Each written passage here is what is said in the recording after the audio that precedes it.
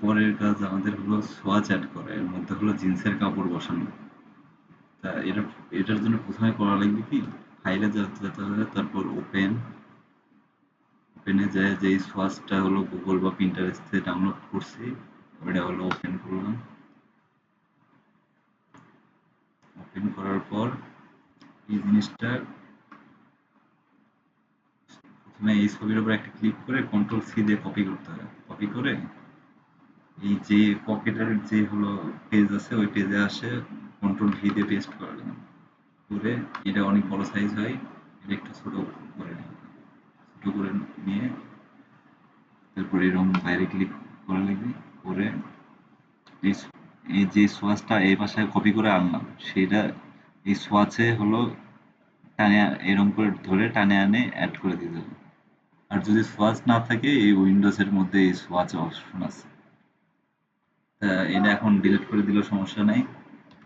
Delete করে দিলাম।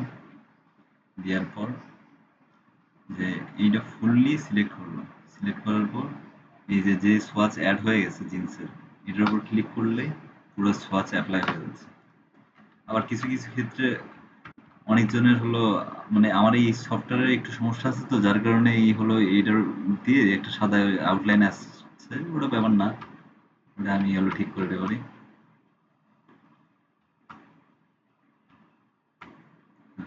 তারপর কি করতে হবে?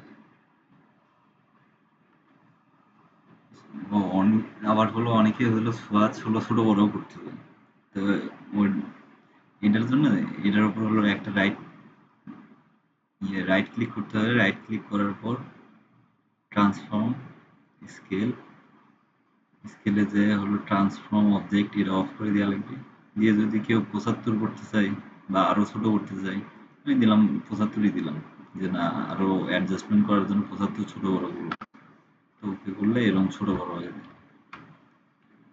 এই জিনিসটা আমি সিম্পলি দেখালাম, যে কারো যদি মনে না থাকে তাহলে এই জিনিসটা আমি এভাবে করা লাগবে।